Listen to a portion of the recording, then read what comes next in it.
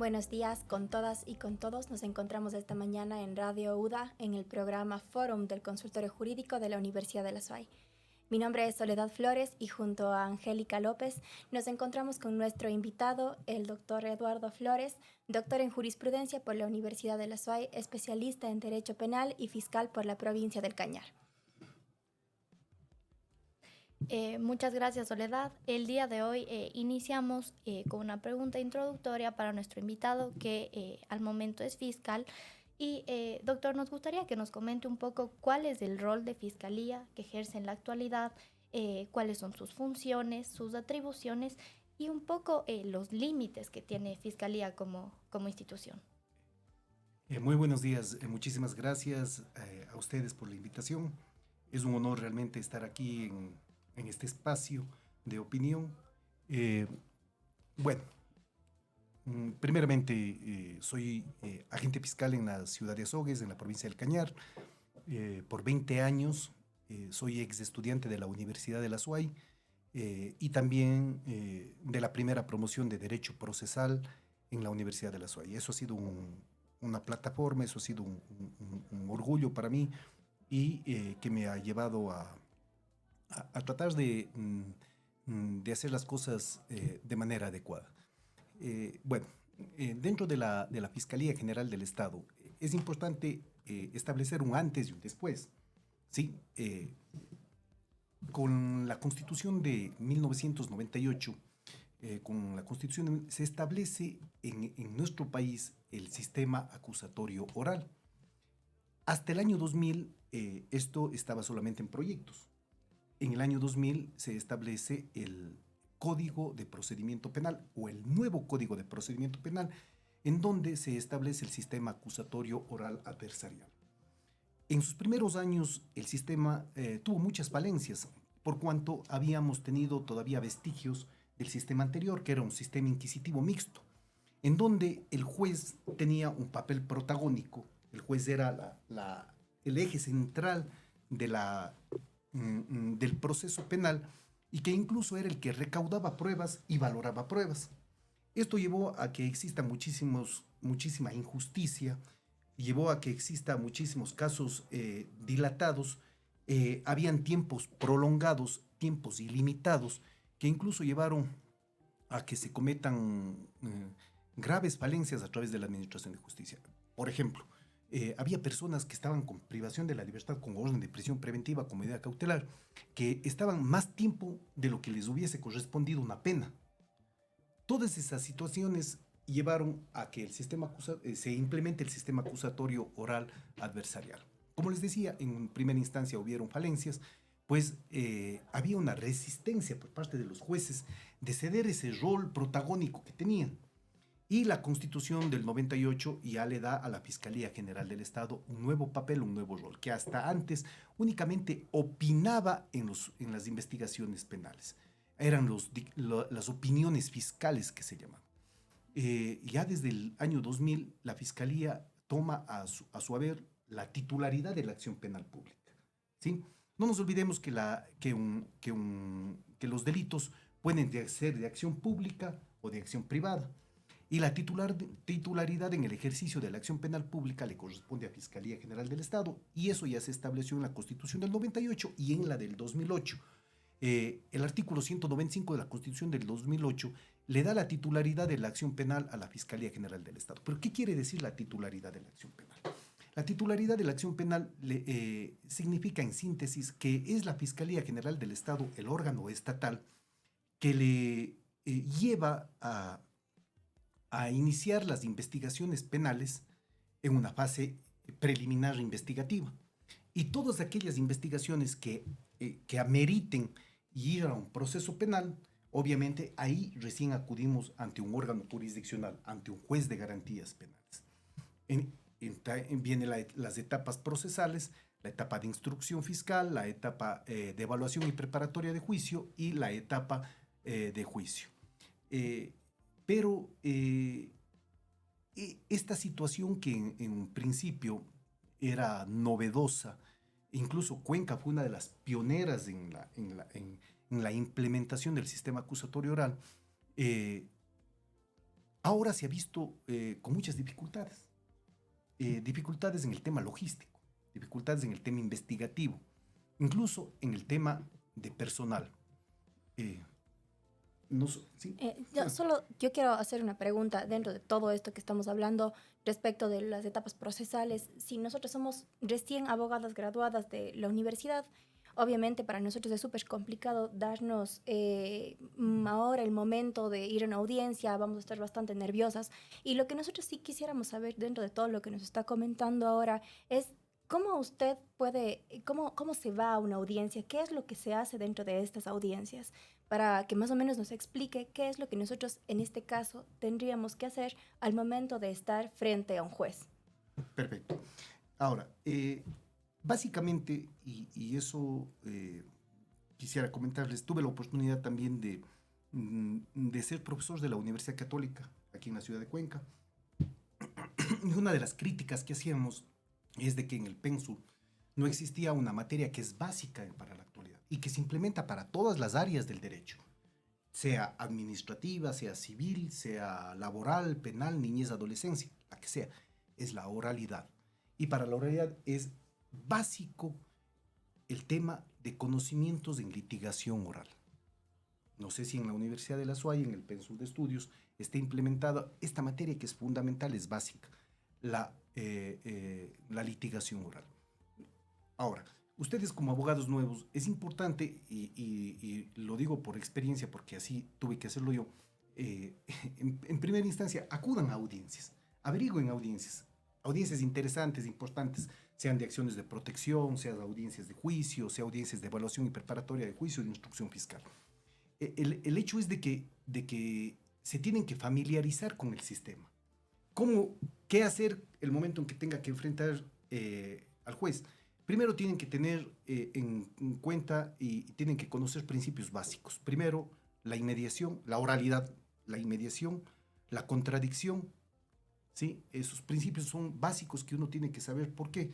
Porque en base a ello gira toda una audiencia. La inmediación procesal, ¿qué es? El tener el contacto directo con el juez y las partes. La contradicción, poder rebatir las pruebas que la otra parte está presentando. ¿Cómo ir a una audiencia? Una audiencia, desde el rol del fiscal, el fiscal a una audiencia de formulación de cargos, por ejemplo, necesariamente tiene que ir con los elementos suficientes para justificar un primer presupuesto, materialidad de la infracción.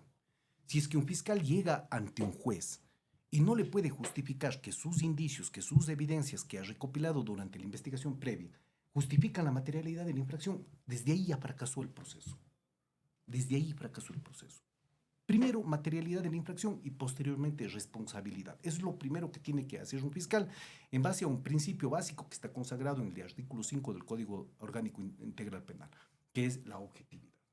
Pero, ¿qué es la objetividad? O sea, sí, yo soy objetivo. No, objetividad es el hecho de tener la posibilidad de dar a las partes la oportunidad de que se defiendan y de que presenten todos sus argumentos previo a ir donde un juez. Entonces, desde el punto de vista de Fiscalía tiene que llegar con elementos básicos para presentarle un caso, como en Estados Unidos se llama un caso probable, ante un juez y decirle, estos son los elementos que me sirven para venir donde usted y decirle, señor juez, aquí se ha cometido un delito. Estos son los elementos. Narrarle los hechos que están determinados en el artículo 595 del Código Orgánico Integral Penal. Y la responsabilidad de las personas o la presunta responsabilidad de las personas. ¿Sí? Como abogado litigante, en una audiencia de formulación de cargos, lo primero que hace es indicar si es que ha entendido o no los cargos, si es que existe duda, si es que la formulación que realiza un fiscal no es lo suficientemente clara. Tiene la posibilidad en ese momento, no esperar después, en ese momento de decirle, bueno, explíqueme, ¿por qué me está acusando de robo? ¿O por qué me está acusando de estafa? ¿O por qué me está acusando de asociación ilícita, por ejemplo? ¿Sí? O sea, explíqueme, señor fiscal, cuáles son los elementos objetivos que le sirvieron a usted para formular una imputación. Y yo veo con mucha preocupación que la mayoría de los señores abogados, cuando llegan a una audiencia, el juez les pregunta, les dice, ¿entendieron los cargos que le viene formulando Fiscalía? Sí. Y después están alegando que no existe delito. Es una contradicción, ¿sí? Porque el momento en que le formula cargos, el abogado tiene que estar atento a los elementos objetivos que le sirvieron a Fiscalía para formular una imputación fiscal. ¿Sí? Entonces, es trascendental que todas las etapas del proceso sean aprovechadas al máximo, tanto por Fiscalía como por las partes procesales. ¿Sí? O si no, en una audiencia de formulación de cargos, si es que usted presentó elementos de descargo durante la investigación previa, ese es el momento para decirle al fiscal, vea, señor fiscal, yo presenté este documento, esta pericia, que no ha sido considerada por usted. Y eso contradice todo lo que usted me está diciendo en este momento. Si bien es cierto, entiendo lo que usted me está indicando, pero desde ya le anticipo que usted no ha tomado en consideración los elementos que he presentado. ¿Por qué? Porque estamos frente a un sistema acusatorio adversarial, ¿sí? Entonces, donde todas esas instancias que tenemos debemos aprovecharlas al máximo. Es una audiencia de formulación de cargos, una audiencia de evaluación y preparatoria de juicio. ¿Qué quiere decir una audiencia de evaluación y preparatoria de juicio? Una vez que hemos cumplido con la etapa de instrucción fiscal, que es la primera etapa en donde se materializa ya el proceso penal, viene la audiencia de evaluación y preparatoria de juicio. En esa audiencia, el fiscal va a emitir un dictamen, si es que lo hace acusatorio, va a tener que hacerlo con las formalidades del artículo 603 del Código Orgánico Integral Penal. Pero, previo a emitir un dictamen, existe un filtro, una cernidera, hablemosle así medio morochamente, una cernidera, en donde el juez le va a preguntar a los abogados, ¿existen situaciones que vicien el procedimiento, sea por competencia, sea por prejudicialidad, sea por violaciones al debido proceso? Entonces, todas las etapas deben ser aprovechadas a plenitud. Si usted ve que el juez no es competente en razón del territorio de la materia, alegue. No tenga miedo, alegue. Vaya con un argumento claro, preciso y conciso. Sí, porque muchas veces citamos normas, pero que no tienen relación con el hecho. ¿Sí? Entonces, todos los elementos que se den dentro de la instrucción fiscal que usted considere, o qué sé yo, Fiscalía no le despachó un pedido suyo. Vea, me está limitando el derecho a la defensa. Usted le hizo un pedido en tal fecha, no le ha despachado. Sí, doctor, claro. En ese contexto quisiera hacerle una pregunta. Teniendo en cuenta, por ejemplo, que los abogados de las partes procesales puede ser que cometan ciertos errores, por ejemplo, contradecirse en sus alegatos o, por ejemplo, no alegar lo necesario en el momento procesal oportuno. ¿Cuáles son otros errores que usted ha visto dentro de los abogados que se comete de manera general, de manera que nosotros como futuros abogados podamos evitar, en ese caso, estar atentos? ¿Qué es lo que usted nos recomienda? Mire, uno de los errores que yo podría calificarlos como tal es el hecho de que en ciertos casos tratamos de desviar la atención del caso que estamos ocupando. Se me ocurre, tal vez en un caso de estafa, si empiezan a pedir cosas como cuántas veces salió del país, como que de dónde sacó el dinero para comprar el carro que tiene, ¿sí? Cuando tenemos que atacar a los elementos del tipo penal que se está investigando, ¿sí? No, desviamos la atención, tratamos de, o si no, tratamos de hacerle un tema o buscar una subsidiariedad, un tema de otra naturaleza, que es un problema familiar, una situación. Vea, el hecho de que Fiscalía tenga la titularidad de la acción penal y el hecho de que tenga el monopolio de la acción penal y que esté, si vulgarmente lo que utilizan ciertos colegas abogados, el hecho de que esté montado en caballo y que tenga todas las armas y las herramientas, tampoco eso es una garantía de que el proceso esté bien llevado. ¿Sí? En muchos de los casos nosotros tenemos muchas falencias dentro de la Fiscalía. Y esas falencias son más del tema logístico. Y en la actualidad, mucho más, cuando usted ya no cuenta con una policía judicial especializada, por ejemplo, que les hacen informes amañados, ya no cuenta con una unidad de criminalística lo suficientemente adecuada y con todos los implementos. Hasta hace poco nosotros teníamos unas unidades de criminalísticas espectaculares. Sacábamos casos de todo tipo, había huellas dactiloscópicas, temas de balística, pero en la actualidad de lo que yo conozco y de lo que yo he visto, se ha recortado mucho los presupuestos para la Policía Nacional. Y realmente ellos en ciertos casos, cumplen labores maratónicas. Para aquí, para el Azuay, existen 20 o 30 agentes de la unidad de criminalística, si no estoy mal, 30 agentes. Para una ciudad que tiene más de 500.000 de habitantes y una casuística increíble, inmensa, es nada. ¿Sí? En la provincia del Cañar tenemos 12 agentes de criminalística para 4 cantones. ¿Cómo se puede sacar? Anteriormente, cada fiscal contaba con 2 agentes de la Policía Judicial para que les realicen las investigaciones y nosotros direccionábamos solamente con estos 2 agentes. Ellos eran responsables de hacer toda la investigación penal. Este rato no tenemos. Ya no tenemos.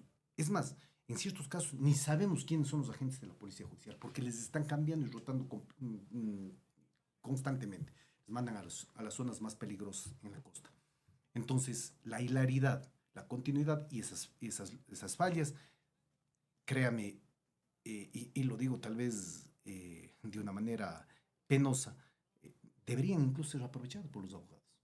¿Sí? Porque si no hay un informe técnico, un informe científico en ciertos delitos, ¿cómo puede llevar adelante un caso Fiscalía General del Estado? Tienen que aprovechar todos los insumos con los que cuente y hasta las deficiencias con las que cuenta el Estado para llevar las investigaciones penales. Doctor, yo sí tengo una pregunta que es más como que direccionado a su trayectoria como fiscal. En este caso, usted ha sido fiscal de 3 cantones diferentes. Entonces, yo sí quisiera saber, porque realmente para nosotros estudiantes sí ha sido siempre bastante interesante direccionarnos a esta área penal por lo peligroso que puede llegar a ser para un abogado y mucho más para los que están dentro de la función judicial, que serían los jueces y los fiscales. Entonces, dentro de estos años de experiencia que usted tiene y los cantones en los que usted ha trabajado, ¿cuál ha sido una de sus experiencias más complicadas o más peligrosas que ha vivido y que les pueda contar para que también sepan que no es tan sencillo, que no es tan fácil desarrollarse dentro del campo del derecho penal y que le hayan podido poner en riesgo incluso a usted, a su familia o a las personas que le rodean? Bueno, en los últimos 7 años, notablemente la delincuencia organizada ha ganado terreno en el país, eso es indudable. Pero obviamente tuve la oportunidad de trabajar un año en Santo Domingo de los Colorados, en esa época ahora es Santo Domingo de los Áchelas, cuando era un cantón de la provincia del Pichincha en el año 2004. Y créanme, todo lo que vemos ahora, sicariatos y todos los tipos de delitos en esa época ya había en Santo Domingo. Lo que pasa es que sí existe también una restricción en la información, como que no informan todo lo que está sucediendo. Y bueno, yo he contado en mi familia las cosas que había vivido allá, la constante amenaza que tienen los servidores de la función judicial, no solo fiscales, jueces, secretarios, Policía Nacional, es una constante amenaza. Entonces, yo podría, por ejemplo, una situación que a mí me llamó mucho la atención cuando yo estuve en Santo Domingo, yo fui fiscal de adolescentes infractores. Y era también una de las áreas que recién estaba empezando. ¿Por qué? Porque es una justicia especializada, una justicia penal especializada. Y hacíamos un reconocimiento del lugar en una cooperativa de vivienda que se llama la Che Guevara. Así le dicen ellos, es cooperativa de vivienda Che Guevara, pero decían la Che Guevara, le decían ahí. Y estaba ubicada más o menos por el bypass Quevedo-Chone. Entonces llegábamos y no se veía la tal cooperativa, pues no, llegábamos con la policía y subíamos una ladera en vehículo. Cuando culminamos esa ladera, nos topamos con otra ciudad. Era otra ciudad. Esa era la cooperativa Che Guevara. Era una cooperativa de caña y tierra. O sea, caña y tierra. Y me acuerdo clarito que estábamos a las 3 de la tarde, estábamos haciendo el reconocimiento del lugar y los policías empezaron a inquietar. Y era por un tema de drogas. Y obviamente yo, muy ingenuamente, decía a las 3 de la tarde, es temprano, ¿no? Entonces los policías decían, y me entrevistaba yo con un muchacho que le pedía que vaya a la fiscalía y los policías me dicen, vea doctor, no sea malo, tenemos que irnos de aquí. ¿Por qué? O sea, no había ningún peligro, no había ningún riesgo. Dice, verá, doctor, aquí a las 4 de la tarde la policía no entra. Aquí le mata. Aquí le mata. A las 4 de la tarde la policía le mata. Aquí ve un policía, ve un fiscal, le mata. Entonces tuvimos que salir prácticamente en huida porque ya se hacía a las 4 de la tarde y bueno. Pero lo más grave de todo esto es que este joven fue a la fiscalía. Al siguiente día le tomamos la versión y el joven no quiso dar mayor información porque se sentía amenazado. Y perfecto, pues o sea, no puede obligarle a una persona que está siendo amenazada en su vida, no puede obligarle a que declare. Por sobre todo está la integridad de las personas, ¿sí? Entonces, este muchacho fue haciendo, indicó cosas muy generales, nada en específico que nos ayudaría o aportaría con la investigación penal. Y al siguiente día de eso, o sea, que rindió la versión, yo estaba en la fiscalía y cuando llega una señora que había estado ahí en la cooperativa Che Guevara llorando y me dice, doctor, dice, le mataron a mi hijo. O sea, el muchacho que fue a declarar 2 líneas que no aportaban absolutamente nada, por haber ido a la fiscalía le mataron. Entonces, ese tipo de cosas a uno le hacen pensar que nosotros acá en la sierra, en Cuenca, en Azogues, en Loja, aparentemente vivimos una tranquilidad. Y no es así. Y no quiero imaginarme cómo será ahora. Si hace 20 años las cosas eran así. No quiero ni siquiera imaginarme cómo debe ser ahora esos espacios territoriales. No quiero ni siquiera imaginarme, igual en la Troncal tuvimos la oportunidad de hacer allanamientos, balaceras, en medio de balaceras, cosas que a uno ya se va acostumbrando, ¿no? En un turno, me acuerdo, en la Troncal, en el año 2007, yo estaba haciendo una maestría en Ambato y llegaba de la maestría y esa noche no dormí porque hubieron 6 muertos. Mataron a 6 personas esa noche. Entonces, y en la Troncal, en esa época no había una morgue. La morgue era una mesa como la que tenemos aquí. Esa era la morgue. ¿Sí? Y no teníamos nada. Y tuvimos que ponerles de esta manera a los muertos. Era increíble. Y una falta y no habían condiciones mínimas para investigar. En esa época y después fue evolucionando ya desde el año 2008 más o menos se fue implementando más, tecnificando más, se empezaron a crear centros forenses, a tecnificar hasta más o menos el año 2018-2019 que hemos tenido una caída grave, lamentable. Doctor, le quiero hacer una pregunta. Teniendo en cuenta todo este tema, por ejemplo, de que las víctimas o testigos están en peligro constantemente, ¿considera usted que como abogados, defensores precisamente de estas personas, pudiéramos valernos del programa de protección de víctimas y testigos? Y de ser así, ¿considera que es efectivo? ¿Realmente existe una protección o de igual manera tiene sus deficiencias? Bueno, en primera instancia, el acceso al sistema de protección a víctimas y testigos y participantes en el proceso penal, así se llama, ¿no? En primera instancia es buena, ¿no? O sea, y es un derecho de una persona víctima de un delito, de un testigo que se sienta amenazado. Es un derecho. Ahora, se está cumpliendo. A cabalidad, no podría asegurarle que en un 100% se esté cumpliendo. De que sí existe, de que en cada provincia lo existe, de que hay protección, pero lamentablemente este sistema es un sistema muy estricto, es muy estricto y eso hace que muchas personas que ingresan al sistema de protección se salgan de ahí, que no estén ahí, o sea, que no quieran estar ahí. En Azogues pasó un caso en particular a un muchacho, conocí yo, era un robo grabado. Conocí yo y a este muchacho le querían obligar a vender droga, esta organización de los lobos, él no quería vender droga, él había sabido vender droga, y como se niega, le llevan a un sector que se llama El Cisne de la parroquia Javier Loyola, cerquita ya de acá de la SOI, y le disparan 4 veces. Tuvo tanta suerte que ninguna de las balas afectó un órgano vital. Obviamente él se quedó como muerto ahí y alarmados le cogimos al muchacho y le pusimos en un programa de protección a víctimas. El programa de protección efectivamente, tomando en consideración el riesgo real que tenía él, le mandaron creo que por el norte, le cambiaron la identidad y le tenían en el norte trabajando, le consiguieron trabajo y todo lo. Pero lamentablemente el señor, o sea, no se hallaba ya. Y un día me llegó una notificación de la coordinadora, me dice que X persona ha pedido salir del programa de protección a víctimas.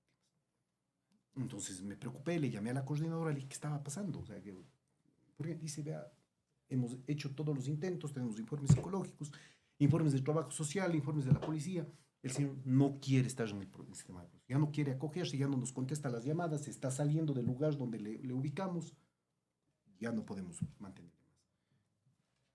Si es una decisión voluntaria, usted no puede obligarle, porque eso es voluntario. ¿Sí? El señor se fue, al mes le mataron.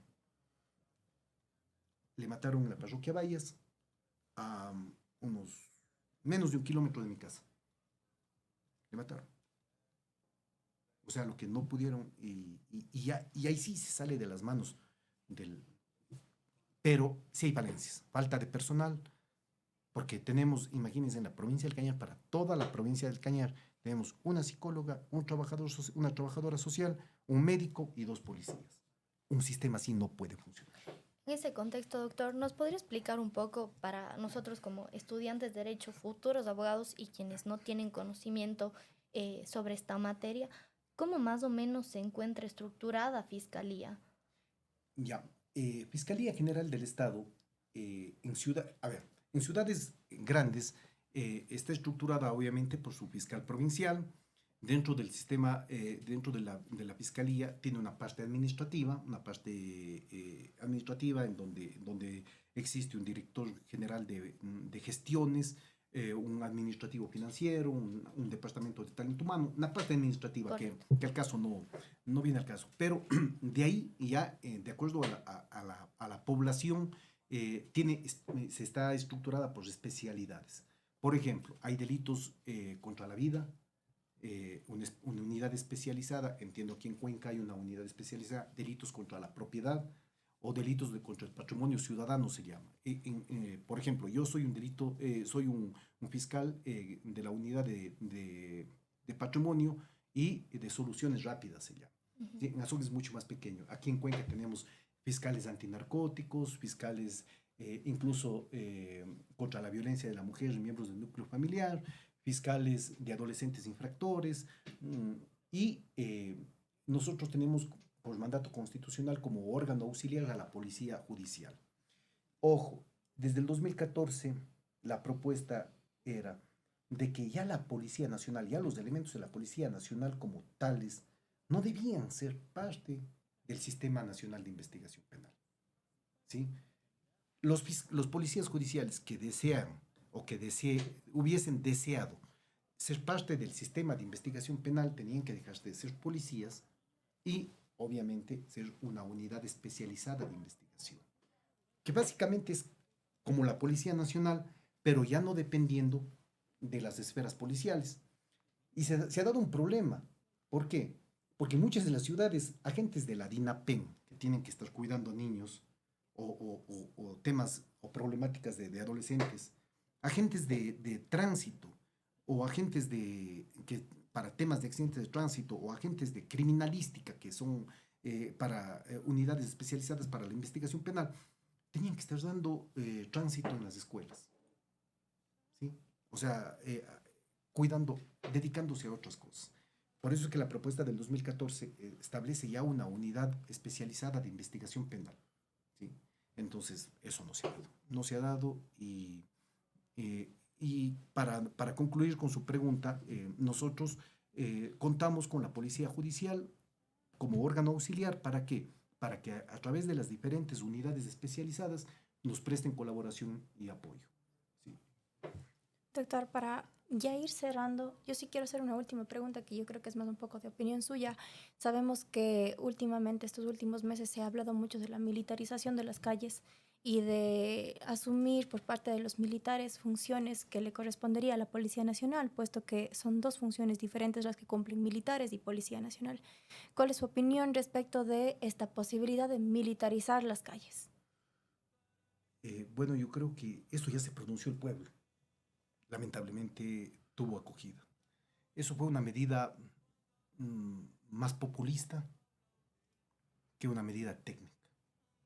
Porque como usted dice, los militares no están capacitados para llevar adelante procesos de investigación. O si no, ¿cómo explica el tema del caso de los 4 niños de las Malvinas? Ellos no están capacitados. Los mismos militares aceptan no estar capacitados para eso.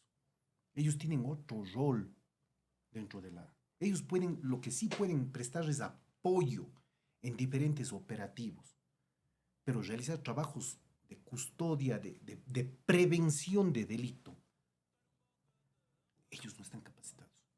No lo están. Lo de los 4 niños de las Malvinas, ellos quieren alegar de que estaban en una labor de prevención del delito. Y que como los niños supuestamente estaban cometiendo delitos, ellos para prevenir y para precautelar la seguridad ciudadana, les detuvieron. Violentaron todo trámite, porque cuando una persona es sorprendida en delito flagrante, ellos lo primero que debían haber hecho, de acuerdo con el Código Orgánico Integral Penal, es ponerles en conocimiento de la Policía Judicial, para que la Policía Judicial, a su vez, informe a un juez y a un fiscal de turno. Hicieron todo al revés y tenemos las consecuencias. Yo no podría nunca estar de acuerdo con eso.